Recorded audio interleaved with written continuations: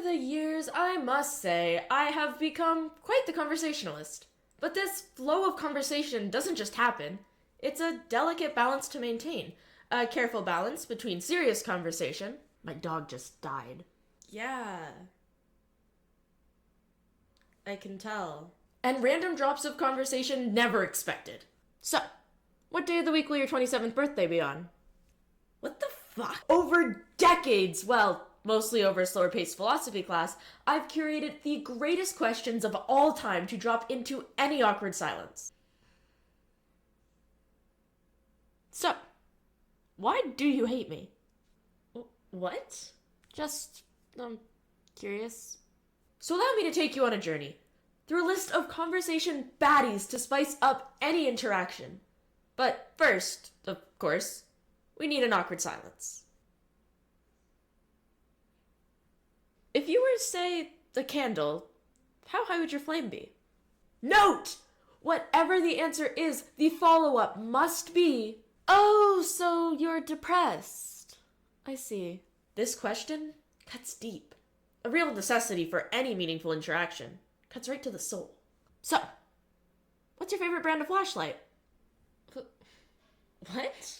Whatever the answer is, adamantly disagree. They are wrong. Doesn't matter if you agree with them or not. Just change your answer. They are wrong and you have to let them know that. What organ do you think should be renamed?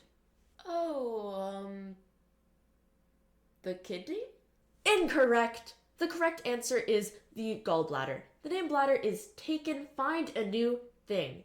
It should just be called the gall. Simple. Perfection gets the point across. Now, on the topic of organs, how attached are you to your kidneys? Now, this is a true gem of a question. Acts both as a conversation starter and a business proposition. Does it really get better than that? But there's more things you need to know, like, do you fear tornadoes? No. Tornadoes fear me. Now, that was the best response I got to that question, but if, in the rare case, someone claims to fear tornadoes, block them over! You don't need people like that in your life weighing you down. What's your favorite fruit to put in banana bread? Banana? Really? Too basic. Find new friends. Blocked. Where was the first time you cried? If they start to answer something along the lines of when, cut them off. The question was where. Ensure they answer no more than that.